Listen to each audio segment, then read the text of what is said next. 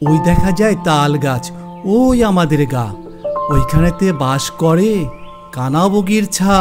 বন্ধুরা, গত পর্বে আমরা এই সুন্দর ছবিটা এঁকেছিলাম কানাবগির ছা ছড়াটাকে কেন্দ্র করে। আজকে আমরা এই লাইন ড্রয়িংটাকে আমরা সুন্দর করে মজা করে আমরা জল রং দিয়ে এই ড্রয়িংটা আমরা সম্পন্ন করব। তাহলে চলো আমরা ছবি আঁকায় চলে যাই। শুরুতেই আমরা ভার্মিলন রেডের সাথে একটু কোবাল্ট ব্লু মিক্স করে একটা রেডিশ ওয়াশ দিব আমরা স্কাইতে। আমরা এভাবেই যে ওয়াটার কালার যে টেকনিকটা যেটা হয় কি আমরা পেপারের উপর থেকে আস্তে আস্তে নিচের দিকে আমরা কাজ করতে করতে নেমে যাই বা নামি। হ্যাঁ, তাহলে হয় কি জলের যে এই ক্যারেক্টারটা সেটা সুন্দরভাবে পাওয়া যায়, গড়িয়ে পড়া যে ব্যাপারটা। হ্যাঁ, আর আমরা জানি যে জল রং আসলে একটা ভেজা ভেজা ব্যাপার, যে এই ব্যাপারটা থাকতে হয় জল রঙের মধ্যে, তাহলে তার মানে অরিজিনাল যে ক্যারেক্টারটা সেটা ঠিক থাকে। সেভাবেই আমি স্কাইতে একটা ওয়াশ দিলাম।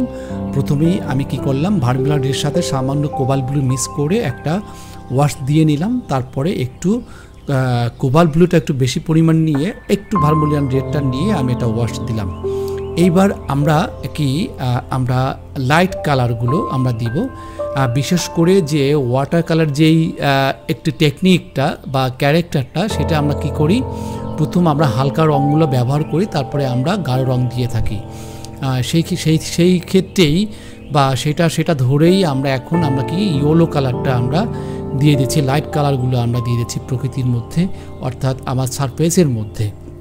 কেন হচ্ছে, আমরা জানি সবুজের মধ্যে আমরা ইয়েলোটা পেয়ে থাকি, অর্থাৎ ইয়েলো এবং ব্লু মিক্স হয়ে সবুজ কালারটা হয়। এই জন্য আমরা লাইট কালার হিসাবে আমরা সবুজ রঙটা আগে আমরা একটু ইয়েলো কালার দিয়ে নিলাম। এখন আমরা লাইট যে গ্রিনটা আছে সেই গ্রিনটা আমরা আস্তে আস্তে ব্যবহার করব প্রকৃতিতে, বা যেখানে সবুজ আছে সেখানে আমরা গ্রিনটা ইউজ করব। এই যে কালারটা আমরা ইউজ করছি এটা একটু গ্রিন কালার না, এই গাছটা একটু ভিন্ন রঙের। হ্যাঁ, সেই জন্য আমি এখানে ইয়েলো ওয়াকারের সাথে সামান্য বার্ন চিনা মিক্স করে আমরা দিয়েছি। আমরা জানি প্রকৃতিতে নানান ধরনের গাছ থাকে, কিন্তু গাছের মধ্যে নানান ধরনের রং হয়, কিন্তু অ্যাকচুয়ালি সবুজ দেখি আমরা, কিন্তু সব সবুজ কিন্তু এক নয়। এই জন্য ভিন্নতা আছে সবুজ রঙের মধ্যে। এই জন্য নানান ধরনের সবুজ দেখতে পাই, আবার অন্য কালারও দেখতে পাই, কোনোটা অরেঞ্জ কালার দেখতে পাই, কোনোটা বার্নসিনা কালার দেখতে পাই। হ্যাঁ, গাছের মধ্যে সেই গাছের মধ্যে ভিন্ন ভিন্ন রঙের আমরা গাছ দেখতে পাই, তবে আমরা সবুজ রঙটা আমরা বেশি দেখে থাকি প্রকৃতির মধ্যে। বাংলাদেশের যে প্রকৃতিটা আছে সেটার মধ্যে সবুজ রঙের গাছগুলোই বেশি থাকে। সেই জন্য আমি সবুজ কালারটা আমরা প্রথমত দিলাম। এটা একটু হালকা সবুজ, যেটা আমরা বলতে পারি সেটা হচ্ছে স্যাপ গ্রিন। স্যাপ গ্রিনটাকেই আমি হালকা করে দিয়েছি, একটু পানির পরিমাণ বেশি মিশিয়ে আর একটু রঙের পরিমাণটা কম দিয়ে এটা একটু হালকা করে দিয়েছি। এখন আমি তাল গাছের রঙটা যদি করে থাকি, তাল গাছের রঙটা আমি কি রং দিব, এটা হচ্ছে আসলে ভ্যারিয়ান গ্রিন। ভ্যারিয়ান গ্রিনটা একটু আসলে ব্লুর পরিমাণটা বেশি থাকে। এই ভ্যারিয়ান গ্রিনের মধ্যে আমি হালকা করে একটু বার্ন চিনা মিক্স করে দিয়েছি। হ্যাঁ, আর এটা আমরা লাইট করে দেব প্রথম ওয়াশটা। তোমরা জানো ওয়াশটা আসলে কি জল রঙের ক্ষেত্রে যেই টেকনিকটা আমরা অ্যাপ্লাই করি বা আমরা ইউজ করি সেটা হচ্ছে ওয়াশ। আমরা তিনটা ওয়াশে ধাপে ধাপে আমরা তিনটা ওয়াশের মাধ্যমে কাজটা সম্পন্ন করে থাকি জল রঙের কাজগুলো। হ্যাঁ, তো সেই হিসাবেই আমরা ফার্স্ট ওয়াশে কাজ করছি, অর্থাৎ লাইট কালারগুলো ইউজ করব এবং লাইট কালারগুলো দিয়ে আমরা পুরো সারফেসটাকে ভরে ফেলবো। হ্যাঁ, আর এবার আমি যে কাণ্ডটা দিচ্ছি তাল গাছের কাণ্ডটা, সেটা আমরা প্রুশিয়ান ব্লুর সাথে একটু সামান্য ব্রাঞ্চেরা মিক্স করে একটু কালো করে আমরা কাণ্ড রঙটা দিলাম। আর নিচের দিকে যেই গ্রাউন্ডটা আছে সেখানে আমরা হালকা সবুজ রঙটা দিচ্ছি। এই কারণে এখানে নানান ধরনের ঝোপঝাপ আছে এবং ল্যান্ডের যে ঘাস আছে সেই ঘাসের জন্য আমরা হালকা করে সবুজ রঙটা আমরা মিশিয়েছি। এখানে আমরা স্যাপ গ্রিনের সাথে একটু ক্রোমো ইয়েলোটা আমরা মিক্স করতে পারি। দূরের যে রঙটা সেটা আমরা নীলাভ দেখি সাধারণত, দূরের রঙটা এটা পার্সপেক্টিভের জন্য, কালার পার্সপেক্টিভ। সেক্ষেত্রে আমরা কোবাল্ট ব্লুর সাথে সামান্য একটু আমরা প্রুশিয়ান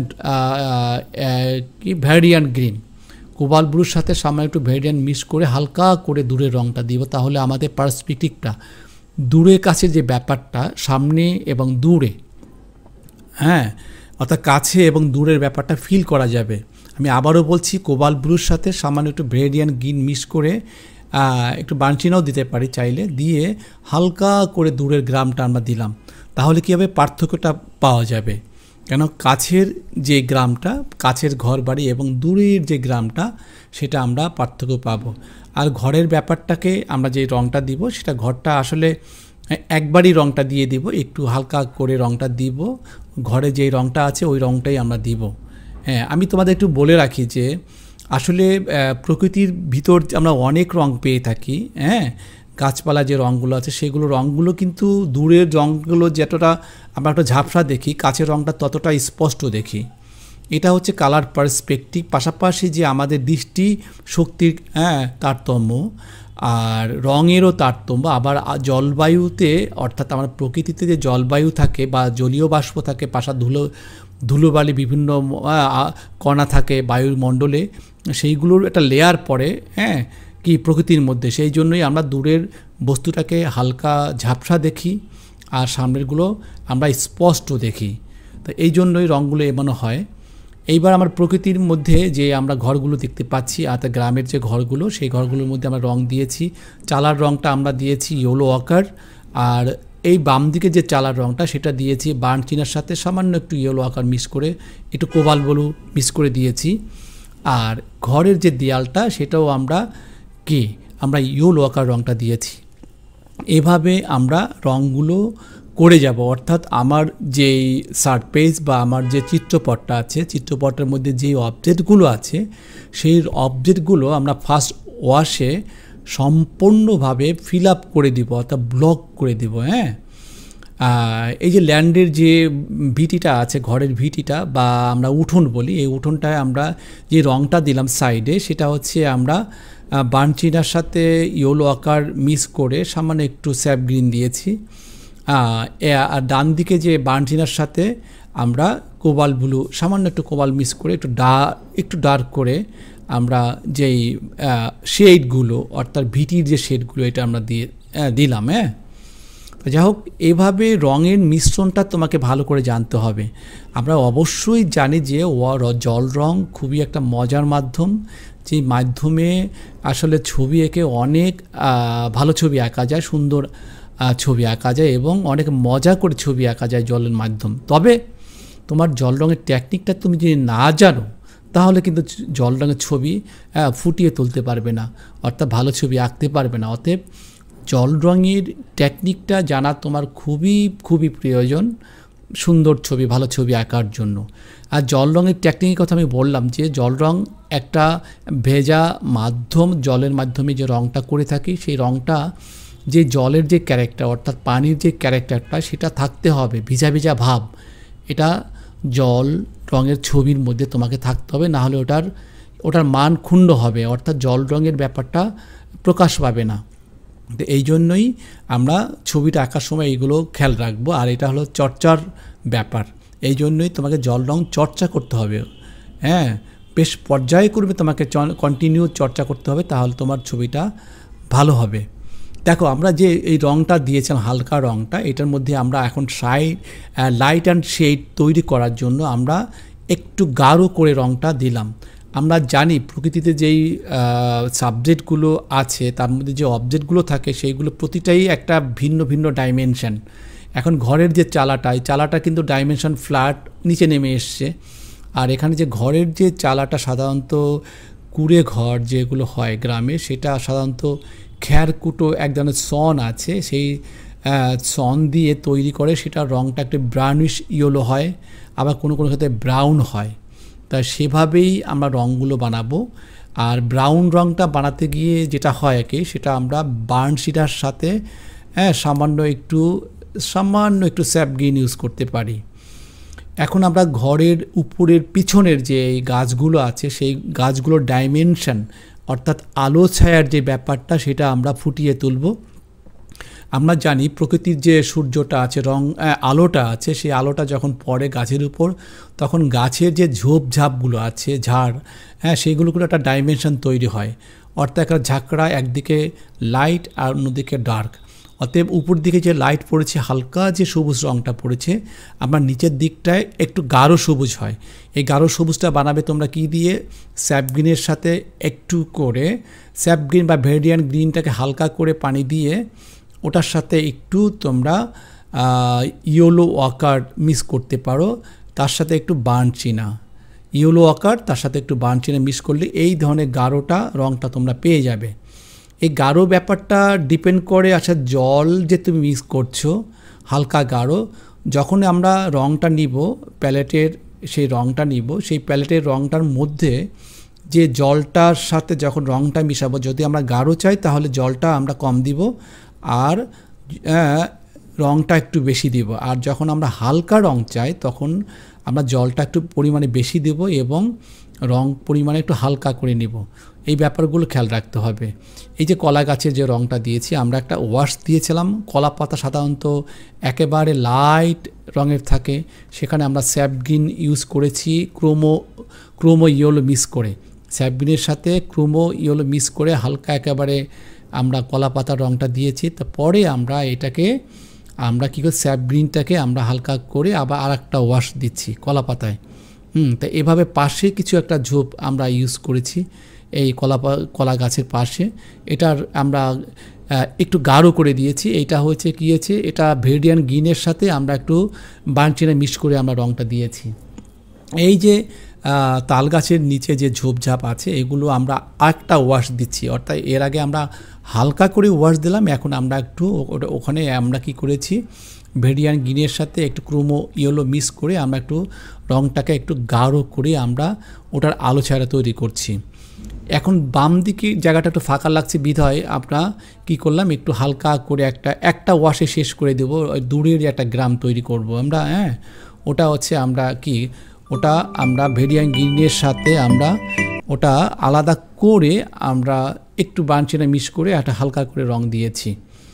এভাবে আমরা আস্তে আস্তে উপর থেকে আমার রঙটা আমরা শেষ করে আনবো কাজটা। আমরা জানি যে টেকনিকটা, জল রঙের টেকনিকটা আসলে উপর থেকে কাজ করতে করতে নিচের দিকে আসলে সবচেয়ে ভালো হয় এবং সেটাই উচিত করা। আর এই জন্য কিন্তু আমরা নিচের দিকে যে এখানে বিলের যে পানিটা আছে বা পুকুরের পানিটা আছে সেটা কিন্তু আমরা পরে শেষ করব, কারণ হচ্ছে উপরে যে আমরা দৃশ্যটা আছে অর্থাৎ ঘর গাছ প্রকৃতি আছে, এটা ছায়া পড়বে পানিতে। অতএব এটাকে আমি উপর দিকটা কিছুটা শেষ করে এনে অর্থাৎ ডাইমেনশন তৈরি করে এনে আমরা নিচে রঙটা করব, যেহেতু ওই রঙটাই রিফ্লেকশন হবে পানির মধ্যে। এই জন্য এই উপরে কাজটা আমরা শেষ করে পরে আমরা শেষের দিকে আমরা পানির রঙটা ইউজ করব। এই যে আমরা পানির রঙটা আমরা প্রথম হালকা করে কোবাল্ট ব্লুটাকে কোবাল্ট ব্লুর সাথে একটু সামান্য করে ভার্মিলিয়ন রেডটা ইউজ করে আমরা হালকা করে আমরা রঙের ওয়াশটা দিব, যে পানির যে রঙটা সেই রঙটা আমরা একটা ওয়াশ দিচ্ছি। আমরা এখন সেকেন্ড টার্ম আমরা যেটা বলে হয় আমাদের কি হচ্ছে, সেকেন্ড ওয়াশটা আমরা দিচ্ছি, আর আস্তে আস্তে আমরা ডিটেলসও করে ফেলবো এর পাশাপাশি। এখন আমরা জলের যে ওয়াশটা দিয়ে এটা শুকানোর অপেক্ষা করব, পাশাপাশি উপরে যে শুকিয়ে গেছে রঙগুলো সেখানে আমরা গাছের যে কাণ্ডগুলো আছে, শাখা প্রশাখার ডালগুলো আছে সেইগুলোর আমরা ডিটেলস আমরা দিব। এবার অন্যান্য যে ড্রয়িংগুলো ডিটেলসগুলো আমরা বের করব।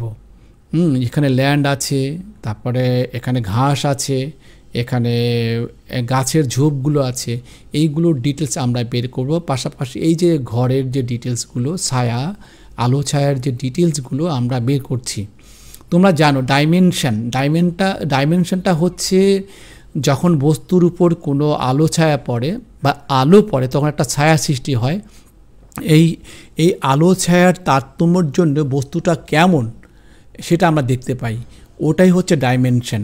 অর্থাৎ বস্তুর যে একটা ক্যারেক্টার বা রূপ বা আকৃতি এটা আমরা দেখতে পাই আলো জন্য। আলো পড়লে ছায়া পড়ে, ওটা ঘরের যে ক্যারেক্টারটা কেমন, ওটা আলো পড়ছে বিধায় আমরা দেখতে পাচ্ছি।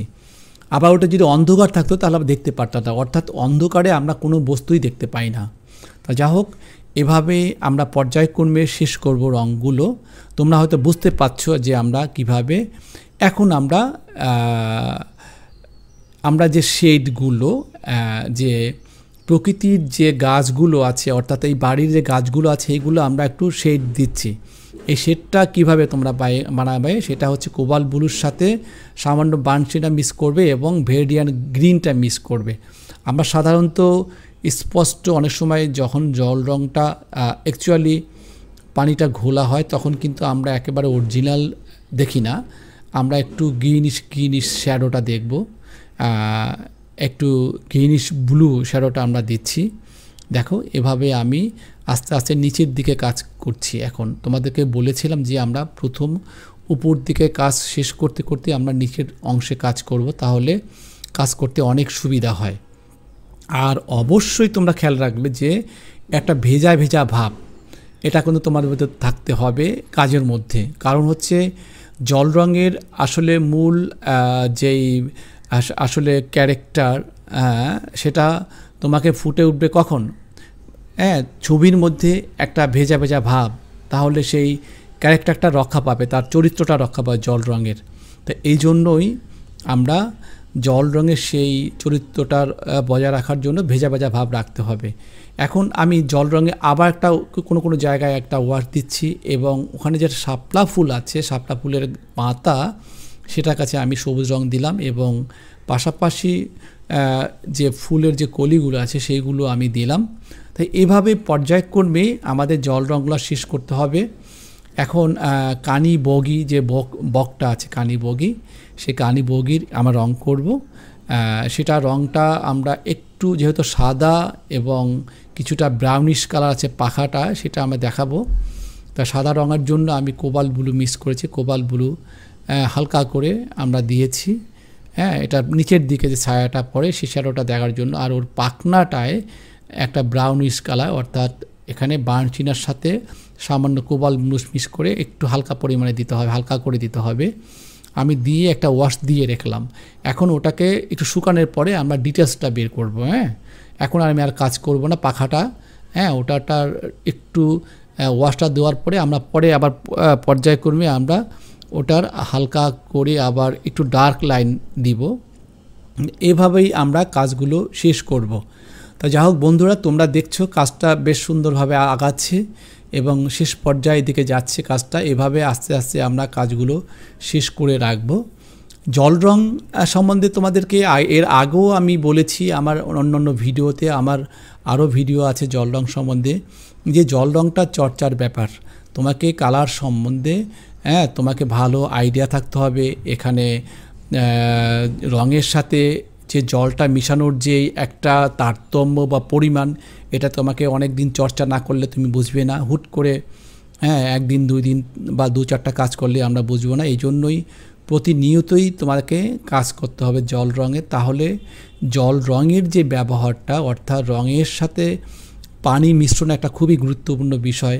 তারপরে এখানে কাগজ ব্যাপার করে, কোন কাগজে কী ধরনের ওয়াশ তুমি দিবে, সেটাও একটা ব্যাপার করে, ভারী কাগজ, পাতলা কাগজ। তো যাই হোক, এভাবে চর্চার মাধ্যমেই তোমরা ধাপে ধাপে তোমরা জল রং সম্বন্ধে শিখতে পারবে। তো যাই হোক, আমরা জল রংটা কিন্তু অনেকটাই শেষ করে নিয়ে এসেছি। তো এভাবে তোমরা চেষ্টা করবে ছবিটা আঁকার।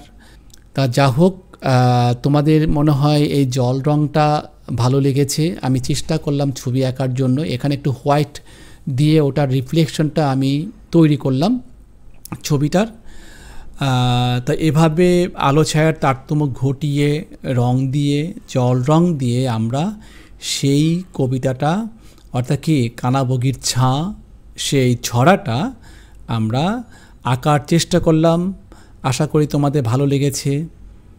তোমাদের যদি ভালো লেগে থাকে তাহলে অবশ্যই তোমরা আমার এই ছবিতে লাইক দিবে, কমেন্টস করবে এবং তোমাদের মতামত জানাবে। তোমরা সবাই ভালো থেকো।